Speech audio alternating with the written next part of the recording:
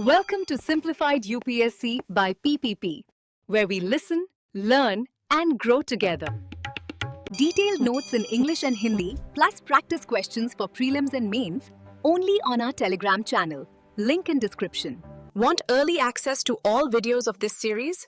Join our paid Telegram group for just 499 rupees. One-time payment, lifetime access. WhatsApp now to join us. Simplified UPSC by PPP में आपका स्वागत है। नमस्कार। आज हम एम लक्ष्मीकांत के भारतीय राजनीति खंड से एक बहुत ही महत्वपूर्ण अध्याय पर बात करने वाले हैं। अध्याय 84, गठबंधन सरकार। जी हाँ, कोलिशन गवर्नमेंट या आजकल की राजनीति समझने के लिए और यूपीएससी एग्जाम्स के लिए दोनों लिहाज से बहुत जरूरी टॉपिक है। बिल्कुल। पिछले कुछ दशकों में तो भारत में जैसे गठबंधन सरकारों का ही दौर रहा है, तो इसने हमारे शासन को, पॉलिसी मेकिंग को, यहाँ तक कि सेंटर स्टेट रिलेशन को कैसे बदला है। हाँ, इसी पर आज हम गहराई से चर्चा करेंगे। चलिए तो फिर समझते हैं इसे। और ये भी देखेंगे कि भाई संविधान के कौन से हिस्से, कौन से आर्टिकल्स या सुप्रीम कोर्ट के कौन से बड़े फैसले इस पूरे मामले में मायने रखते हैं। हाँ, ये जरूरी है। तो सबसे पहले शुरू करते हैं बिल्कुल बेसिक से। ये गठबंधन सरकार मतलब होती क्या है आखिर? देखिए, सीधा सा मतलब है, जब चुनाव होते हैं, लोकसभा के हों या विधानसभा के, और किसी एक पार्टी को क्लियर मेजॉरिटी यानी स्पष्ट बहुमत नहीं मिलता। हाँ, मतलब सरकार बनाने के लिए जितने सांसद या विधायक चाहिए उतने नहीं जीत पाते। बिल्कुल। तो ऐसी सूरत में कई पार्टियां मिलकर आपस में समझौता करके बहुमत का आंकड़ा जुटा लेती हैं और फिर वो मिलकर सरकार चलाती हैं। इसी मिलीजुली सरकार को गठबंधन सरकार कहते हैं। अच्छा, मतलब पावर शेयरिंग होती है कई पार्टियों के बीच। हाँ, सत्ता और जिम्मेदारी दोनों बढ़ जाती हैं। तो ये भारत में कब ज्यादा देखने को मिला? देखिए, वैसे तो पहले भी राज्यों में ऐसा होता रहा है, पर राष्ट्रीय स्तर पर कह सकते हैं कि इसका असली युग शुरू हुआ 1989 के आम चुनाव के बाद। 1989। हाँ, वो एक टर्निंग पॉइंट था। उसके बाद से कई सालों तक केंद्र में किसी एक दल को अपने दम पर बहुमत नहीं मिला, तो लगातार गठबंधन सरकारें ही बनती रहीं। ये तो बड़ा बदलाव था भारतीय राजनीति में। जी। अच्छा, ये जो गठबंधन बनते हैं, ये क्या चुनाव के पहले ही बन जाते हैं या बाद में भी बनते हैं? दोनों तरह से होता है। एक होता है प्री पोल अलायंस, मतलब चुनाव से पहले ही पार्टियां हाथ मिला लेती हैं। हाँ, जैसे एक साथ प्रचार करना, सीटों का बंटवारा कर लेना। बिल्कुल। अक्सर उनका एक कॉमन एजेंडा या प्रोग्राम भी होता है। हाँ। और दूसरा होता है पोस्ट पोल अलायंस, मतलब चुनाव के नतीजे आने के बाद। हाँ, जब रिजल्ट आ गया और देखा कि किसी को बहुमत नहीं मिला, जिसे हंग पार्लियामेंट या हंग असेंबली कहते हैं। हाँ। मतलब त्रिशंकु संसद या विधानसभा। हाँ, सुना है ये टर्म। तो उस स्थिति में फिर पार्टियां सरकार बनाने के लिए चुनाव के बाद जोड़ तोड़ करती हैं, तालमेल बिठाती हैं।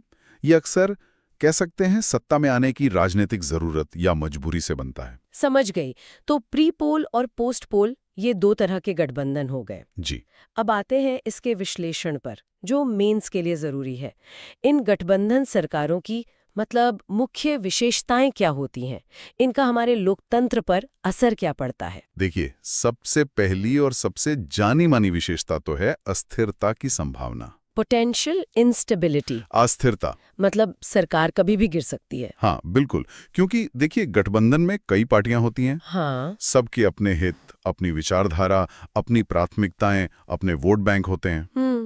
तो जब किसी मुद्दे पर, मान लीजिए पॉलिसी पर, या मंत्रालय कौन संभालेगा, हाँ। इस पर उनमें आपस में ठन जाती है। हाँ। मतभेद बढ़ जाते हैं। तो कोई भी पार्टी कह सकती है कि हम अपना समर्थन वापस ले रहे हैं। हाँ। और जैसे ही समर्थन गया, सरकार का बहुमत खत्म और सरकार गिर जाती है। हाँ, ऐसा तो कई बार हुआ भी है भारत में। सरकारें 5 साल पूरे नहीं कर पाईं। बिल्कुल। इसी अस्थिरता को थोड़ा संभालने के लिए ये दल मिलकर एक न्यूनतम साझा कार्यक्रम यानी कॉमन मिनिमम प्रोग्राम सीएमपी। ये क्या होता है? ये एक तरह का अग्रीमेंट होता है, एक दस्तावेज जिसमें वो कम से कम बातें तय कर ली जाती है जिन पर सभी पार्टियां सहमत हों। मतलब ये सरकार का एक मिनिमम एजेंडा बन जाता है। अच्छा, आती कुछ तो साझा दिशा हो काम करने की। हाँ। लेकिन इस पर भी बहस होती है कि ये सीएमपी कितना असरदार होता है। कई बार इसमें बस वही मुद्दे रखे जाते हैं जिन पर कोई विवाद न हो, मुश्किल फैसले टाल दिए जाते हैं। और एक बात जो आपने पहले कही, विचारधारा वाली। हाँ, वो बहुत दिलचस्प है। गठबंधन की राजनीति में अक्सर विचारधारा पीछे छूट जाती है और व्यावहारिकता मतलब प्रैग्मैटिज्म हावी हो जाता है। कैसे? मतलब सत्ता पाने के लिए या सरकार में बने रहने के लिए पार्टी अपने मूल सिद्धांतों से, अपनी आइडियोलॉजी से समझौता कर लेती हैं। अच्छा, जैसे? मान लीजिए किसी पार्टी का कोई बड़ा सैद्धांतिक मुद्दा है, लेकिन सहयोगी दल उस पर राजी नहीं है, तो वो पार्टी उस मुद्दे को ठंडे बस्ते में डाल सकती है, सिर्फ इसलिए ताकि गठबंधन बना रहे। हाँ, ये तो होता है, मतलब सत्ता समीकरण ज्यादा महत्वपूर्ण हो जाते हैं। बिल्कुल। और एक और खास बात है गठबंधन सरकारों की, खासकर केंद्र में, वो है क्षेत्रीय दलों की बढ़ती भूमिका। रीजनल पार्टीज, उनका रोल कैसे बढ़ जाता है? देखिए, जब किसी एक पार्टी को बहुमत नहीं मिलता, तो सरकार बनाने के लिए छोटी छोटी क्षेत्रीय पार्टियों के समर्थन की जरूरत पड़ती है। हाँ, उनके बिना तो आंकड़ा पूरा नहीं होगा। सही कहा। तो वो पार्टियां एक तरह से किंग मेकर बन जाती हैं। वो न सिर्फ सरकार बनवाती हैं, बल्कि अपनी क्षेत्रीय मांगों को, अपने राज्य के हितों को राष्ट्रीय स्तर पर मनवाने के लिए दबाव भी डालती हैं। अच्छा, तो इससे एक तरह से राज्यों की आवाज मजबूत होती है? हाँ, कह सकते हैं। ये भारत के फेडरल स्ट्रक्चर पर असर डालता है। तो अगर इस हिस्से को समेटें, तो मुख्य बातें हुई गठबंधन सरकार की परिभाषा, प्रीपोल पोस्टपोल अलायंस, अस्थिरता का डर, सीएमपी का रोल, विचारधारा पर व्यवहारिकता का असर और रीजनल पार्टीज का बढ़ता दबदबा। बिल्कुल। और प्रीलिम्स के लिए जो कीवर्ड्स याद रखने हैं, coalition government, prepoll alliance, postpoll alliance, common minimum programme CMP, hung assembly parliament, और वो साल 1989, वो भी जरूरी है। ठीक है, चलिए अब बारी बढ़ते हैं। अब देखते हैं कि गठबंधन सरकारों के फायदे और नुकसान क्या हैं। मतलब ये हमारे लोकतंत्र के लिए अच्छा है या बुरा? मेंस में अक्सर इस तरह का सवाल आता है। हाँ, ये एक क्लासिक डिबेट है। इसके पक्ष में भी तर्क हैं, विपक्ष में भी। तो पहले फायदों की बात कर लेते हैं। क्या अच्छा है इसमें? सबसे पहला तर्क दिया जाता है कि ये ज्यादा रिप्रेजेंटेटिव होती हैं, ज्यादा समावेशी, मतलब इंक्लूसिव। वो कैसे? क्योंकि इसमें अलग अलग सोच, अलग अलग इलाके, अलग अलग समुदाय की नुमाइंदगी करने वाली पार्टियां शामिल होती हैं। तो सरकार में समाज की विविधता ज्यादा बेहतर झलकती है। हाँ, ये तो सही है। अनेकता में एकता जैसा कुछ वैसा ही। और उम्मीद की जाती है कि जब इतने सारे अलग अलग नजरिए शामिल होंगे, तो जो नीतियां बनेंगी उन पर ज्यादा व्यापक सहमति, वाइडर कंसेंसस बन पाएगा। अच्छा, मतलब फैसले ज्यादा लोगों को मंजूर होंगे। हाँ, ये एक संभावना बनती है। लेकिन यहीं पर शायद नुकसान शुरू होते हैं। होती है। सवाल ये है कि क्या ये व्यापक सहमति हमेशा असरदार और तेज शासन की गारंटी है? जरूरी तो नहीं। अक्सर होता यह है कि सबको खुश रखने के चक्कर में मुश्किल लेकिन जरूरी फैसले या तो टाल दिए जाते हैं या बहुत देर से लिए जाते हैं। इसी को पॉलिसी पैरालिसिस कहते हैं। पॉलिसी पैरालिसिस मतलब सरकार है पर फैसले नहीं ले पा रहे। बिल्कुल। सब एक दूसरे को देखते रहते हैं कि कहीं कोई सहयोगी नाराज ना हो जाए, तो बड़े सुधार अटक जाते हैं। और वो अस्थिरता वाली बात तो है ही। वो तो सबसे बड़ा नुकसान गिना जाता है। सरकार हमेशा तलवार की धार पर चलती है। कब कौन समर्थन खींच ले पता नहीं। इससे तो लॉन्ग टर्म प्लानिंग मुश्किल हो जाती होगी। बहुत मुश्किल। और दूसरा बड़ा नुकसान है प्रधानमंत्री के पद का कमजोर होना, डाइल्यूशन ऑफ पीएम्स अथॉरिटी। वो कैसे? प्रधानमंत्री तो मुखिया होते हैं, लेकिन गठबंधन में उन्हें हर बड़े फैसले के लिए सहयोगियों से पूछना पड़ता है, उनकी रजामंदी लेनी पड़ती है, कई बार ना चाहते हुए भी समझौते करने पड़ते हैं।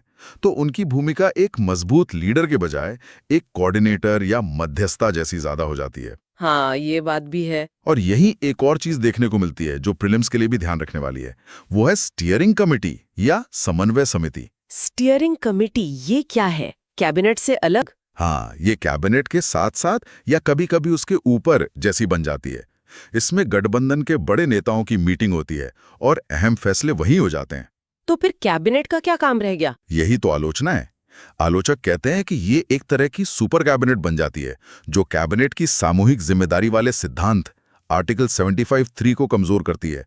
असली फैसले कहीं और होते हैं, कैबिनेट बस ठप्पा लगाती है। अरे, ये तो कैबिनेट सिस्टम के लिए ठीक नहीं है। बिल्कुल। और एक और पहलू है, जो छोटी पार्टियां होती हैं जिनके पास शायद 2-4 सांसद ही हों, हाँ, वो भी गठबंधन में बहुत पावरफुल हो जाती हैं, किंग मेकर बन जाती हैं। अच्छा, मतलब अपनी संख्या से ज्यादा मोल भाव करते हैं। हाँ, बिल्कुल।